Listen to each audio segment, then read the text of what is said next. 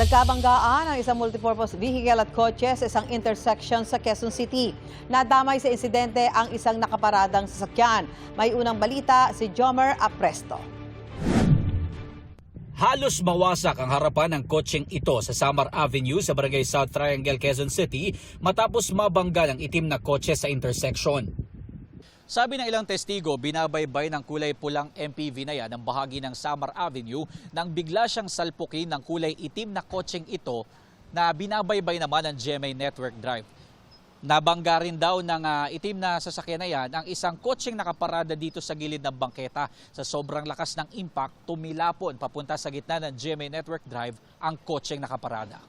Sabi ng ilang gwardiya na nakabantay sa lugar, mabilis ang takbo ng kulay itim na kotse. Bilis na ng takbo nila eh. Parang wala nang intersection eh. Ito, dandaan lang yung ano nito eh. Takbo ng papunta doon sa Samar. Sinubukan namin hinga ng pahayagan driver ng pulang MPV pero tumanggi siya. Wala pa rin pahayagan driver ng itim na kotse. Pareho silang dinala ng barangay sa traffic sector ng QCPD para magbigay ng salaysay. Dumating ang mga tauhan ng MMDA para itaw ang mga sasakyang sangkot sa aksidente.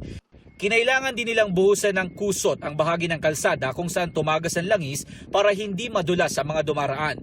Ito ang unang balita, Jomer Apresto, GMA News.